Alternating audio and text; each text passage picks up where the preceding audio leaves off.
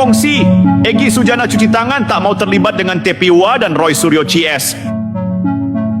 Seseorang yang selama bertahun-tahun dikultuskan sebagai panglima perlawanan, yang dielu-elukan sebagai simbol keberanian, kejujuran, dan pembela ulama. Tapi ketika badai datang, ketika tekanan polisi mulai terasa, dia malah mundur. Diameter lalu cuci tangan. Namanya Egy Sujana, ketua TPUA. Tokoh yang katanya berdiri di garda terdepan membongkar kebohongan besar ijazah Presiden Jokowi.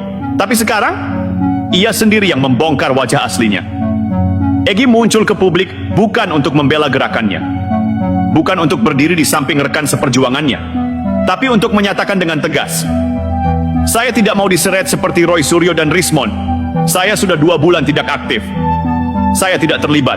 Loh, bukannya dulu paling depan, paling nyaring, yang lain sudah telanjur jungkir balik, masuk bui dimaki publik.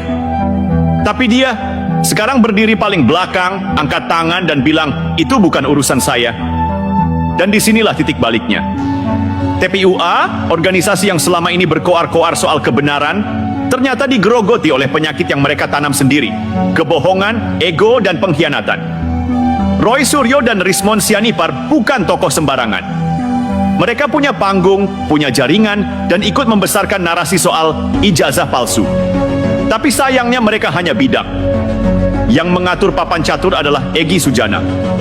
Dulu mereka satu barisan, tapi sekarang Roy dan Rismon dibiarkan berjuang sendirian, ditinggal oleh sang panglima, dikhianati oleh jenderal mereka sendiri.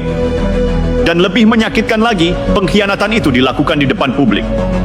Tanpa rasa malu, tanpa beban. Saya hadir hanya untuk klarifikasi. Saya tidak mau dikaitkan dengan mereka. Ini bukan sekadar manuver hukum.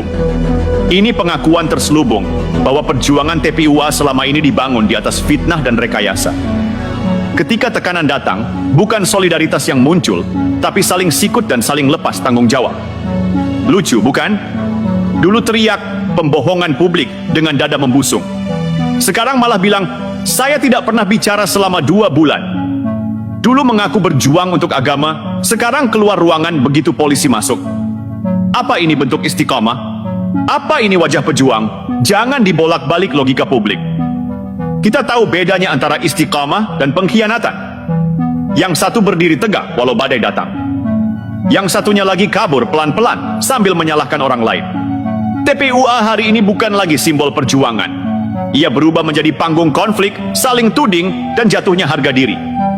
Dan semuanya dipicu oleh satu hal: kebohongan.